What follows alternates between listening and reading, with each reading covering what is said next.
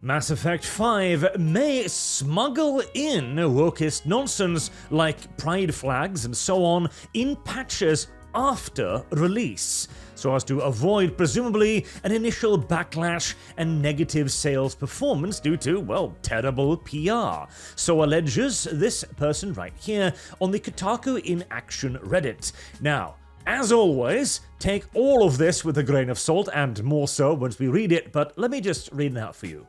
I work as a contractor for Mass Effect 5, I do Q&A, I have a warning for you.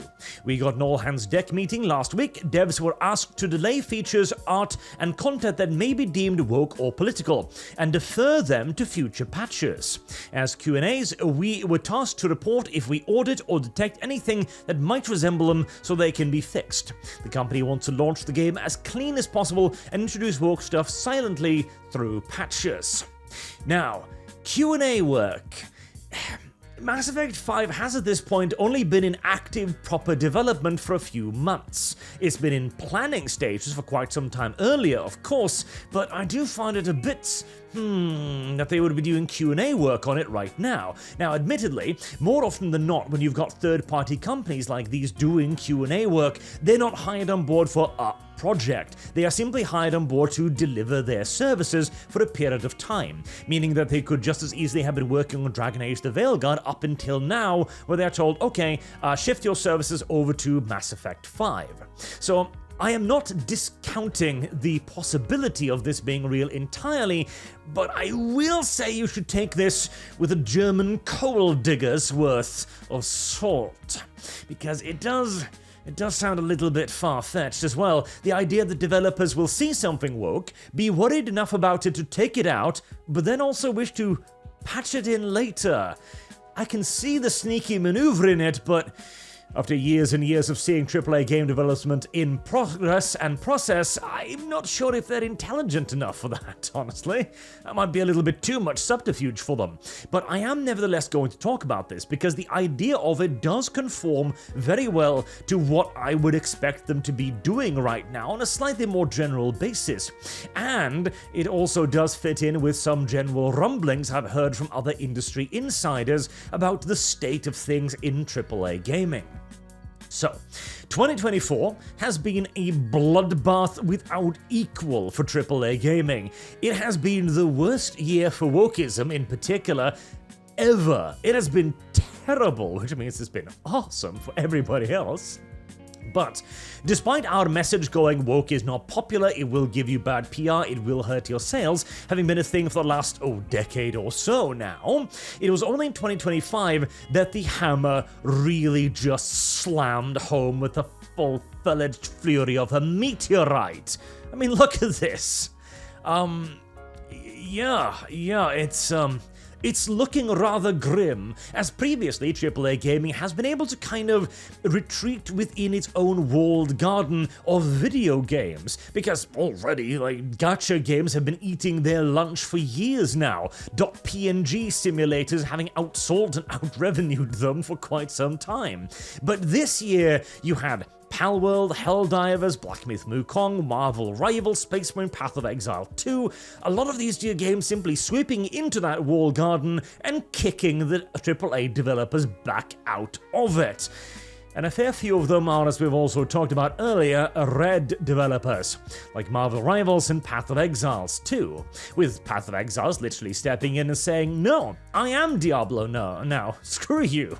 And with the backing of Tencent, yeah, no, they pretty much are. They could very well just simply become the next Blizzard at this rate. Although they haven't shown any interest in, branching out from beyond Path of Exile, I suppose. And Marvel Rivals?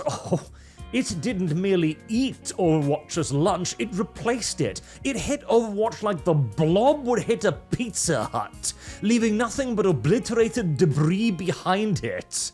And developers, if they have any sense whatsoever, are looking at this and beginning to feel the heat.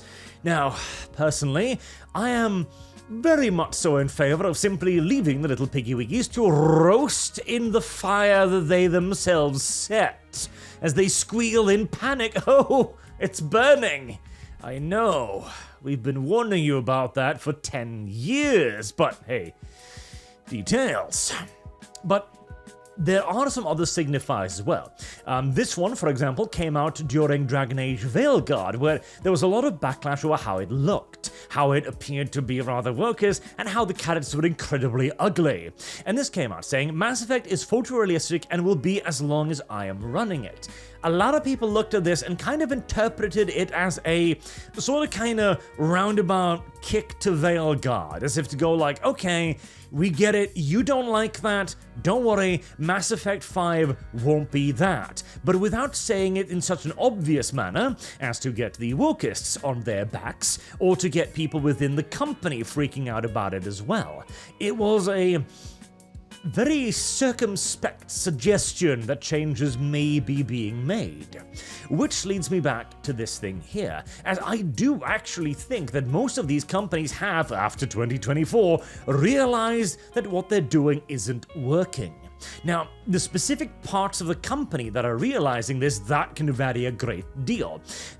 For example, are you in a position where it is the artists themselves that are woke? The people on the floor, those who have recently exited education in essence, who are pushing this upon their superiors? Or do you have a group of middle managers who are woke, who are pushing this upon their immediate inferiors, and then telling the money men upstairs that, no, this is totally still popular, trust us? Or do you have the top strata going like, no, our financial analysts have told us that this will totally work out?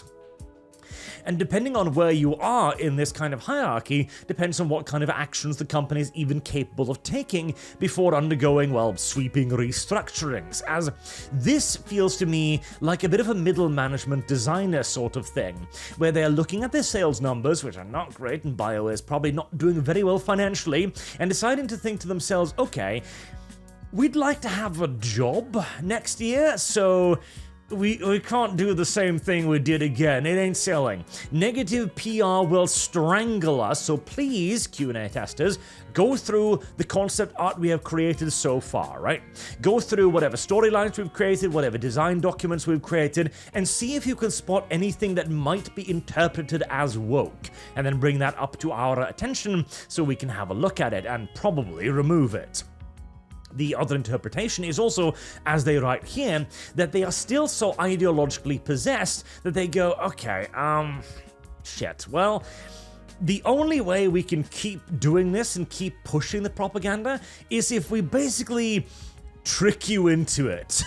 If we treat you like the cat who's receiving its medicine by holding your gaping mouth open and sneaking it into your food, by, okay, we're gonna create the basics of the game, and then we are going to patch in little nids and knots here and there. We're gonna patch in a trans flag patch, or patch in a pride flag, or patch in a skin, for example, for Black History Month, and stuff like that. You know, little political nods, which will, honestly, kind of serve a dual purpose. See, I talked about this months and months ago when all this first started happening, really, but the companies themselves are in a rather problematic position right now.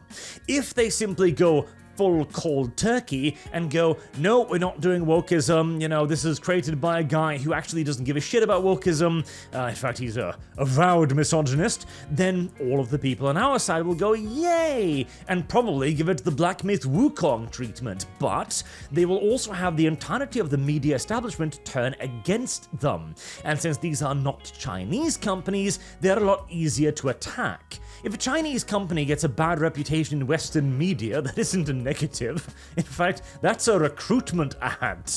If a company based in California gets outed by all of their Californian peers, that's a problem. That could mean access to privileges, access to the industry, access to inside information, hell, in extreme cases, access to services or banking, and so on. It is significantly more dangerous and difficult, meaning that I suspect a lot of these companies are going to try and go down the middle of the road, where they will make the majority of the game just a simple video game, and then they'll add in little nods here and there, little touches here and there, things that could, by the media literacy crowd, be interpreted in a very far left fashion, whilst also making the rest of us kind of look at it like,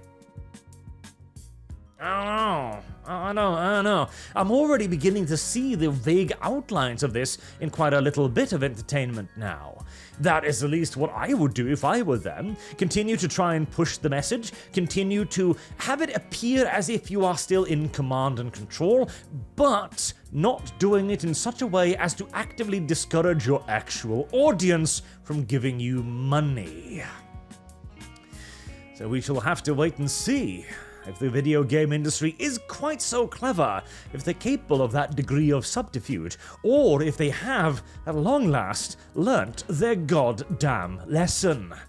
I hope so, especially before China eats all of our gaming entertainment. Though, bear you in mind, even if they have learned, well, this game is probably still 3 years away at best, probably 4 or 5, so I wouldn't be holding my breath for anti-woke entertainment just yet. Anyways, do let me know in the comment section down below what you think about this little rumor right here.